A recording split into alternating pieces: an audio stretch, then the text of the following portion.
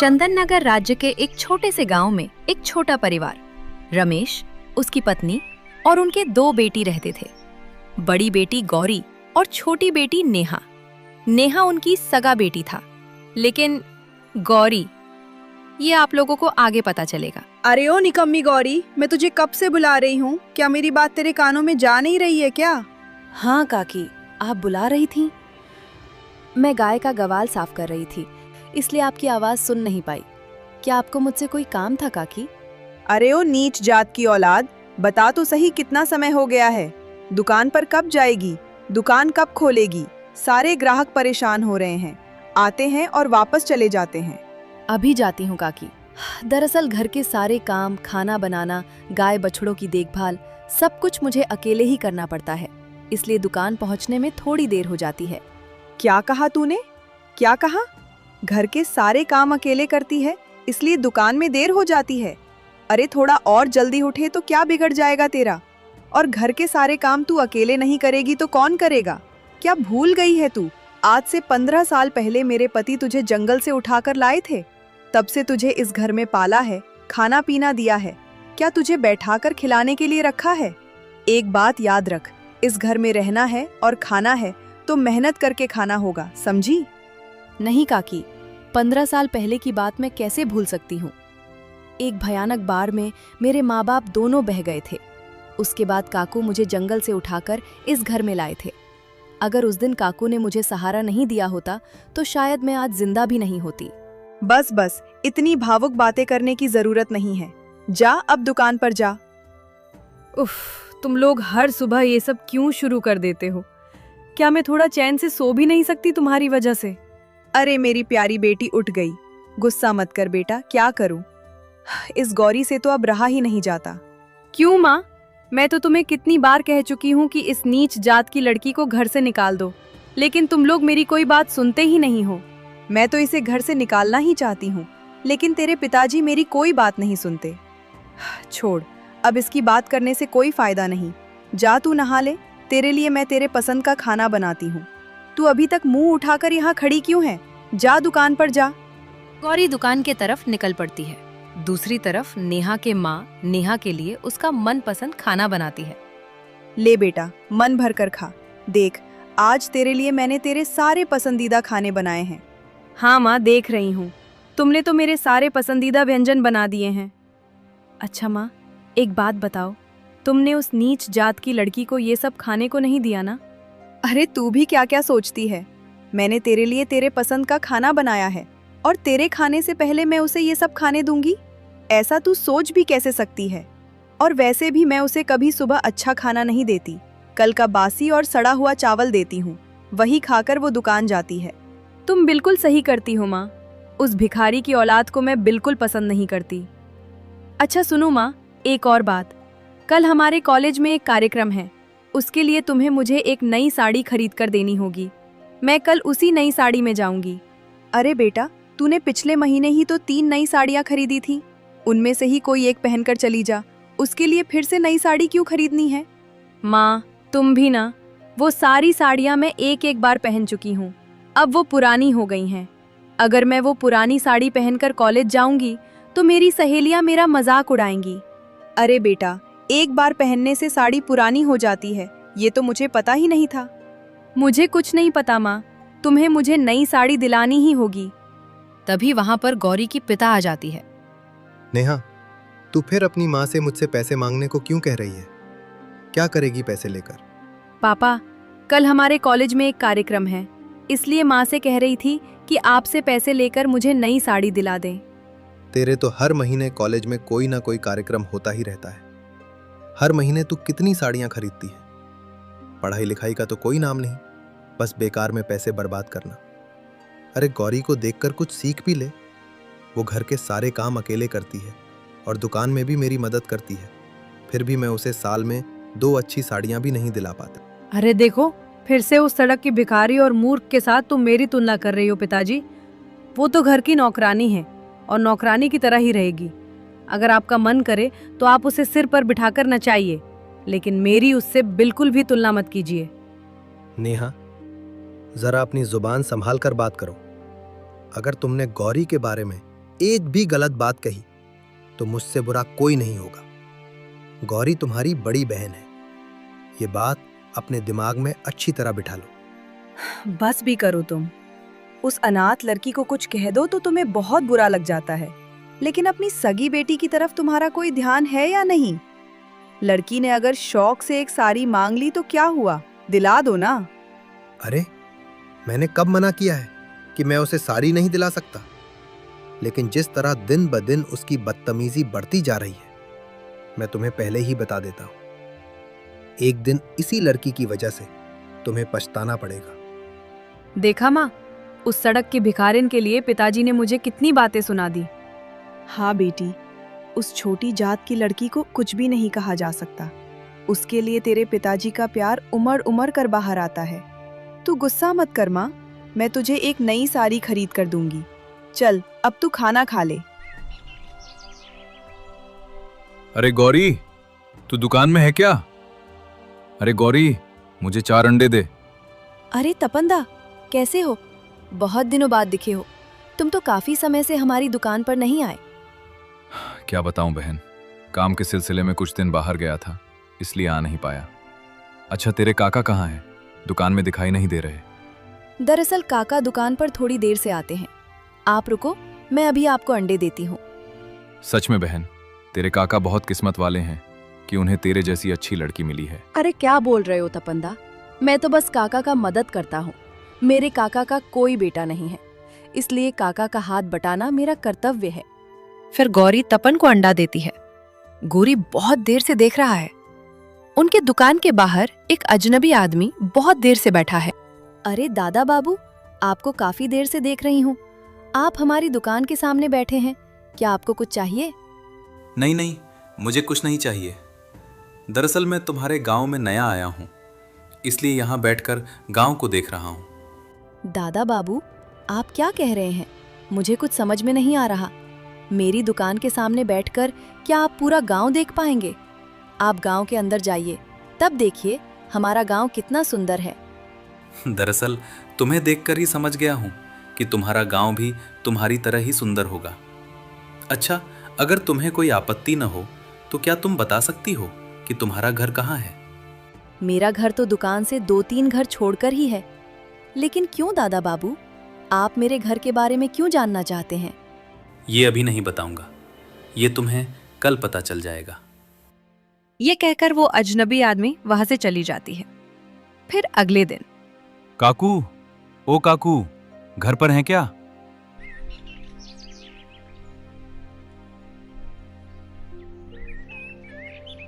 अरे पार्थ, तू इतनी सुबह सुबह? सब ठीक है ना? और ये कौन लोग हैं तुम्हारे साथ? हाँ काकू, बताता हूँ, पहले अंदर तो चलिए। आइए आइए, सब लोग अंदर आइए। दरअसल काकू, ये शंकर है मेरा दोस्त, और ये शंकर की माँ है। शंकर और मैं साथ में शहर में पढ़ाई करते थे। शंकर का घर शहर में ही है और अब वो अच्छी नौकरी करता है। 2 दिन पहले ही शंकर और उसकी माँ हमारे घर घूमने आए हैं। कल जब शंकर ने आपकी बेटी गौरी को दुकान पर देखा, तभी उसे आपकी बेटी बहुत पसंद आ गई। इसलिए शंकर आपकी बेटी से शादी करके उसे शहर ले जाना चाहता है। ये तो बहुत अच्छी बात है पार्थ, लेकिन गौरी के बारे में ये लोग कुछ नहीं जानते। नहीं काकू, हमने सब कुछ बता दिया है। पार्थ ने हमें सब कुछ बताया है। उसकी बातों से समझ में आया कि आप कितने अच्छे इंसान हैं। नहीं तो कोई किसी लड़की को जंगल से लाकर अपनी बेटी की तरह पाल पोस कर बड़ा नहीं करता। नहीं नहीं दीदी, ऐसा कहकर मुझे शर्मिंदा मत कीजिए। मैंने तो सिर्फ इंसानियत का फर्ज निभाया है, और आप लोगों से बात करके मुझे भी समझ में आ गया कि आप लोग भी बहुत अच्छे हैं। गौरी अगर आपके घर की बहू बनेगी तो बहुत खुश रहेगी। अरे सुनो जी, लड़का अमीर है कहकर जल्दी जल्दी शादी पक्की मत कर देना। पहले बिना दहेज की बात साफ साफ सुन लो। मैं उस नीच जात की गौरी की शादी में एक पैसा भी खर्च नहीं करने दूंगी, ये मैं पहले ही कह देती हूँ। अरे गिन्नी, चुप करो चुप करो। तुम्हारी ये बातें सुनकर ये लोग क्या सोचेंगे? क्या तुम पागल हो गई हो? तुम्हारी बातों का इसी वजह से क्या हम इतने अच्छे रिश्ते को हाथ से जाने देंगे? और एक बात कह रहा था, अगर आप दहेज के बारे में बता देते कि शादी में आपको क्या क्या चाहिए तो बहुत अच्छा होता। दादा, कृपया ऐसी बातें कहकर हमें शर्मिंदा मत कीजिए। हमें किसी भी तरह का दहेज नहीं चाहिए। भगवान की कृपा से हमें किसी चीज की कमी नहीं है, बस एक बेटी की कमी है। इसलिए अगर आप अपनी बेटी हमें सौंप दें तो वही हमारे लिए बहुत बड़ी बात होगी। आपकी बेटी हमारे घर में रानी बनकर रहेगी। मैं तो चाहता हूँ कि 2-3 दिनों के अंदर ही बेटे की शादी करके बहू को अपने साथ घर ले जाऊं, अगर आपको कोई आपत्ति ना हो तो। नहीं नहीं दीदी, हमें क्या आपत्ति होगी। ये तो हमारे लिए बहुत सौभाग्य की बात है। मेरी बेटी को इतना अच्छा घर मिलेगा, इतना अच्छा पति मिलेगा। इससे बढ़कर एक पिता के लिए और क्या खुशी हो सकती है। गौरी की शादी की बात सुनकर नेहा और उसकी माँ मन ही मन जलने लगती है। अरे माँ, उस नीच लड़की की इतनी अच्छे घर में शादी होगी, ये क्या कभी सोचा जा सकता था? तू बिल्कुल सही कह रही है बेटी। उस अभागी की किस्मत इतनी अच्छी होगी, ये मैंने कभी नहीं सोचा था। लेकिन तू दुखी मत हो, मैं उससे भी अच्छी और अमीर घर में तेरी शादी करवाऊंगी। तू बस इंतजार कर। दिन गुजरता रहता है। गौरी शादी करके विदा हो जाती है। फिर अचानक एक दिन नेहा शादी करके अपने घर में हाजिर होती है। अरे बेटी, तू ये कैसा रूप बनाकर घर आई है? और तेरे साथ ये कौन है? तेरे माथे पर सिंदूर देखकर तो लगता है तू शादी करके आई है। माँ, ये राजू है। राजू और मैं साथ में कॉलेज में पढ़ते थे। मैं राजू से बहुत प्यार करती हूँ, इसलिए आज हमने मंदिर में शादी कर ली। ये तू क्या कह रही है? तूने ऐसा कैसे कर लिया? बिना कुछ बताए अचानक शादी कर ली, और हम तो इस लड़के को ठीक से जानते भी नहीं। ये कहाँ रहता है, क्या करता है? देखा सविता, मैं तुम्हें बार बार कह रहा था कि एक दिन इस लड़की की वजह से तुम्हें पछताना पड़ेगा। लो, अब इसने हमारी इज्जत मिट्टी में मिला दी। और तू यहाँ क्यों आई है शादी करके? जहाँ शादी की है वहीं जा। मेरे घर में तुम्हारे लिए कोई जगह नहीं है। पिताजी, राजू के माँ बाप नहीं हैं। वो बचपन से अपने मामा के घर में पला बड़ा है। हम शादी करके पहले वहीं गए थे, लेकिन उन्होंने हमें स्वीकार नहीं किया। उन्होंने नहीं अपनाया तो मैं क्या करूं? जहां जाना है जाओ, लेकिन मेरे घर में तुम्हारे लिए कोई जगह नहीं है। अरे आप ऐसा मत कहिए, आखिर वो हमारी इकलौती बेटी है। मानती हूँ उसने गलती की है, लेकिन आपने सुना नहीं, उनके पास रहने की कोई जगह नहीं है। अगर हम ही उन्हें घर से निकाल देंगे तो वो कहाँ जाएंगे? लड़की ने इतना सब कर दिया, फिर भी तुम्हें समझ नहीं आई। देखना, एक दिन इसी लड़की की वजह से तुम्हें सब कुछ खोना पड़ेगा। और सुन, अगर इस घर में रहना है तो अब से ठीक से रहना होगा। किसी भी तरह की बदतमीजी बर्दाश्त नहीं करूंगा। क्या बात है, आज तुम अभी तक सोई नहीं? बाकी दिनों में तो मैं खाना खाकर आता हूं, तब तक तुम सो जाती हो। और आज तुम बहुत परेशान भी लग रही हो। क्या हुआ? दरअसल राजू, मैं कुछ दिनों से एक बात सोच रही हूँ। गांव के लोगों से सुना है कि मेरे पिताजी उस गौरी को बहुत प्यार करते हैं। अगर पिताजी चुपके से सारी संपत्ति गौरी के नाम कर दे तो? और अब तो उसकी शादी शहर के लड़के से हुई है, और शहर के लड़के वैसे भी बहुत चालाक होते हैं। कहीं ऐसा न हो कि वो तुम्हारे पिताजी को बहकाकर सारी संपत्ति अपने नाम करवा ले। तुम बिल्कुल सही कह रहे हो राजू। पिताजी तो पहले से ही उस गौरी को मुझसे ज्यादा प्यार करते हैं, और शादी के बाद से माँ भी मेरे साथ ठीक व्यवहार नहीं कर रही। अब हम क्या करेंगे राजू? अगर सच में सारी संपत्ति गौरी के नाम हो गई तो हम कहाँ जाएंगे? हमारे पास तो रहने की भी जगह नहीं होगी। सुनो नेहा, कल सुबह तुम अपने पिताजी से 10 लाख रुपए मांगना। कहना कि तुम नया घर बनाना चाहती हो और इस घर में नहीं रहना चाहती। अगर वो मना करें तो कहना कि सारी संपत्ति तुम्हारे नाम कर दें। लेकिन अगर पिताजी नहीं माने तो फिर हम क्या करेंगे राजू? तब हम गुस्से में ये घर छोड़ देंगे। कुछ दिन के लिए हम मेरे एक दोस्त के घर में रह लेंगे। फिर देखना, तुम तो अपने पिताजी की इकलौती बेटी हो। जब तुम गुस्से में ये घर छोड़कर चली जाओगी तो तुम्हारे पिताजी खुद ही सारी संपत्ति तुम्हारे नाम कर देंगे। ठीक है राजू, तो मैं कल सुबह उठते ही सबसे पहले पापा के कमरे में जाऊंगी।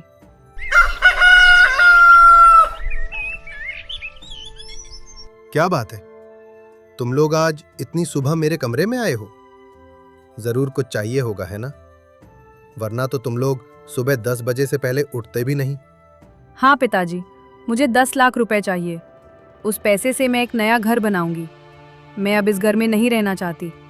गांव के लोग हमारे बारे में तरह तरह की बातें करते हैं। क्या 10 लाख रुपए? क्या 10 लाख रुपए पेड़ पर उगते हैं जो जब मन करेगा तो तोड़कर तुम्हें दे दूंगा? अगर आप मुझे 10 लाख रुपए नहीं दे सकते तो पूरी संपत्ति मेरे नाम कर दीजिए। ये क्या कह रही हो तुम? मैं जिंदा रहते अपनी सारी संपत्ति तुम्हारे नाम कर दूं? और अगर मैं संपत्ति बांटूं भी तो पूरी तुम्हें नहीं मिलेगी। इस पर गौरी का भी बराबर हक है। क्यों पिताजी, आपकी बेटी तो सही कह रही है। नेहा ही आपकी सगी बेटी है, तो पूरी संपत्ति पर उसी का हक होना चाहिए। तुम चुप रहो।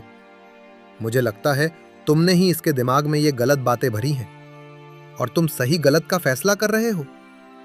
जिसे जरा भी शर्म नहीं, जो ससुराल में बैठकर ससुर का पैसा खा रहा है, वो मुझे सही गलत सिखाएगा? पिताजी, आप राजू से इस तरह बात नहीं कर सकते।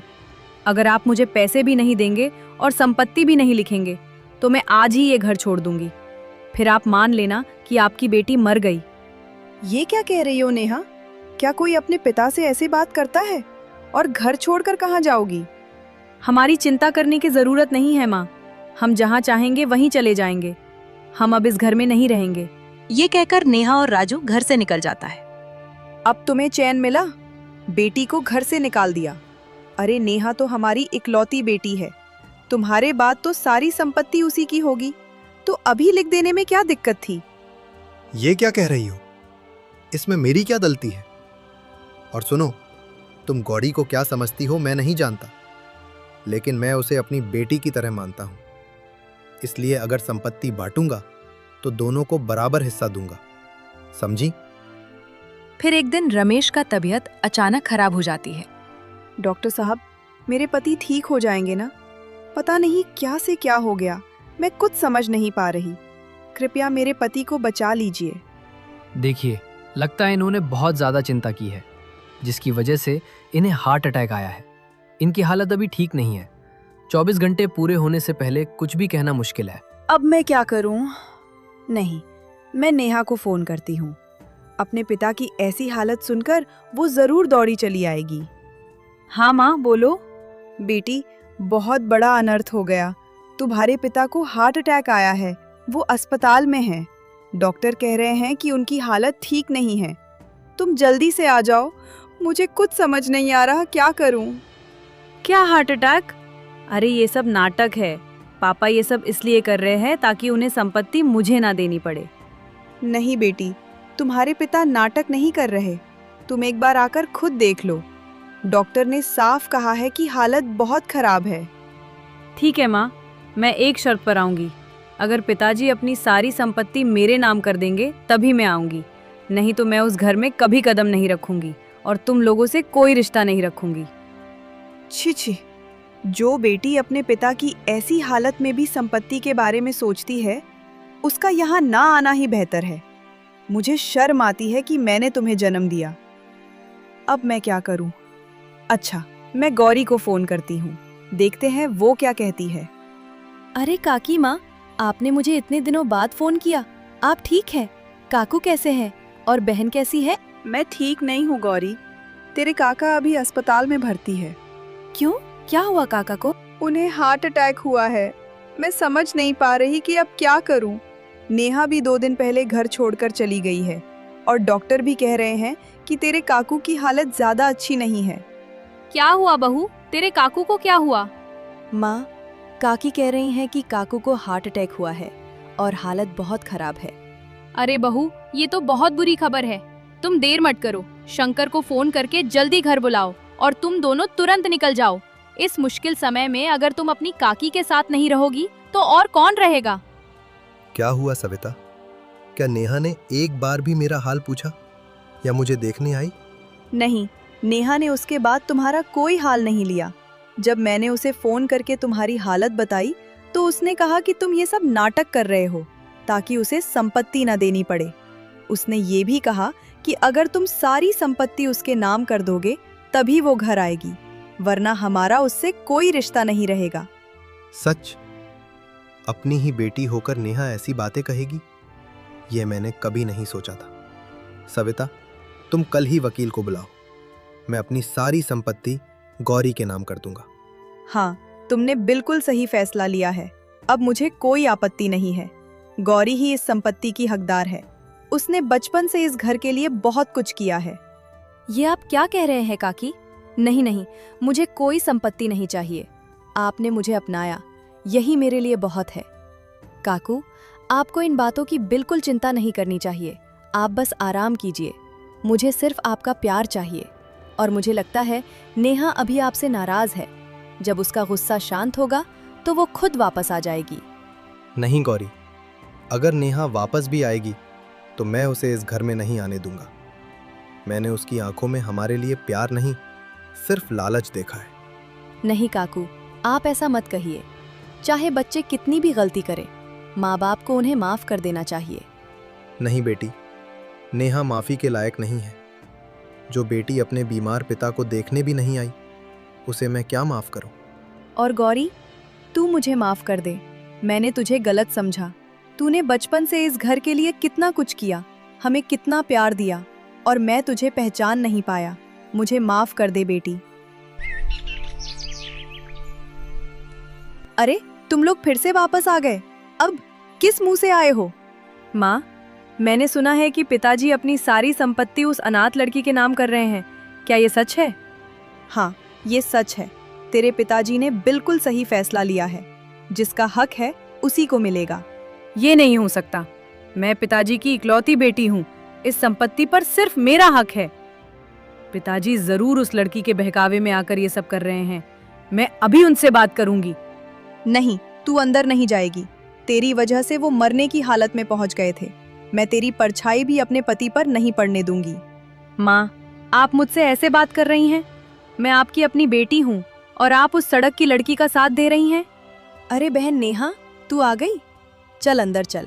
काकू अब पहले से बेहतर हैं। तुझे देखकर उन्हें बहुत खुशी होगी। चुप रहो नीच लड़की। तुम मेरे पिताजी को बहकाकर उनकी सारी संपत्ति अपने नाम करवाना चाहती हो। मैं तुम्हारी चाल समझती हूँ। तू चुप हो जा नेहा, तुझे शर्म आनी चाहिए। गौरी तुझे अब भी बहन कह रही है और तू उसे नीच कह रही है। और तुझसे मैं क्या उम्मीद करूं? जो बेटी अपने बीमार बाप को देखने भी नहीं आई, उससे बात करने का भी मन नहीं करता। माँ, मैंने जो गलती की उसके लिए मुझे माफ कर दो। कृपया पिताजी को समझाओ कि वो सारी संपत्ति गौरी के नाम न करे। मैं उनकी इकलौती बेटी हूँ। मैं अपनी गलती के लिए माफी मांगती हूँ माँ। माफी जरूरत के समय मांगी जाए तो उसकी कोई कीमत नहीं होती नेहा। तेरे पापा अपना फैसला ले लिया है और तेरे पापा के इस फैसले से मुझे कोई आपत्ति नहीं है। लेकिन माँ। चुप कर नेहा, तू अब उस मुंह से मुझे माँ मत बुला। सच कहूँ तो नेहा, मुझे आज समझ आया है कि सिर्फ अपने खून से ही कोई अपना नहीं होता। गौरी मेरी सगी बेटी नहीं होते हुए भी उसने बेटी का हर फर्ज निभाया है। और सबसे शर्म की बात यह है कि मैंने तेरे जैसी बेटी को जन्म दिया। मैं अब तुझसे कोई रिश्ता नहीं रखना चाहती। तू इसी वक्त मेरे घर से निकल जा, समझी? नेहा की आंखों में आंसू हैं। वो कुछ कहना चाहती है लेकिन शब्द नहीं निकलते। धीरे धीरे वो पीछे मुड़कर आखिरी बार घर को देखती है, फिर बिना कुछ कहे वहां से चली जाती है। काकी, आपने जो किया शायद सही किया, लेकिन एक माँ का दिल इतना कठोर कैसे हो सकता है?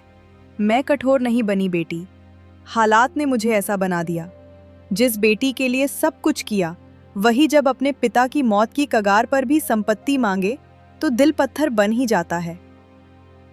गौरी, आज मुझे गर्व है कि मैंने तुझे अपनी बेटी कहा। तूने जो किया वो कोई सगी औलाद भी नहीं कर पाती। काकू, आप ऐसा मत कहिए।